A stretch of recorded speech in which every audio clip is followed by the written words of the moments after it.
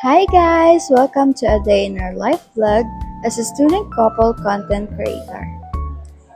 So ayun na nga guys, for today's video ay pupunta tayo sa Bodega del Paraiso located at Libungan North, Cotabato.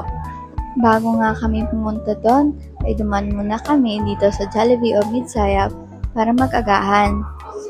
At pagkatapos nga namin kumain ay bumiyahin na agad kami. At dumaan na din kami dito sa 7-Eleven para bumili ng snacks. So ayun na nga guys, pagkatapos namin bumili ay bumiyahin na agad kami. Ayaw niya nga magsuot ng helmet guys, kaya ako na lang. Ayaw kasi masira ang buhok ko, baka magmukha akong unggoy pag nakita ako ng mga kamag-anak niya. At ayan nga pala guys, yung tinatawag nilang libungan breed ay for the go. Nag-outing nga pala yung family niyan guys kasi umuwi daw yung kamag-anak nilang abroad.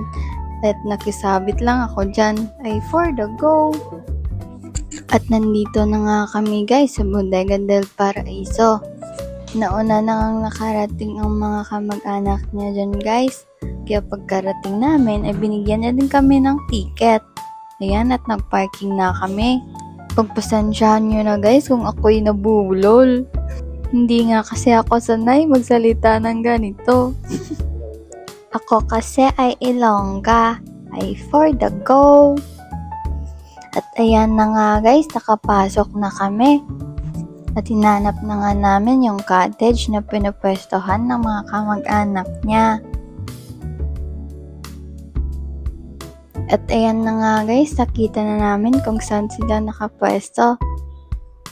Abay, masaya naman itong si Pogi at dala niya ang kanyang magandang jowa. At ako'y pinakilala nga sa mga kamag-anak niya. Yan na nga guys, ang Bodega del Paraiso. Yan yung pang-adult pool. Siya nga lang ang binidyohan ko dyan guys kasi ayaw niyang pumayag na dalhin yung phone sa loob ng pool.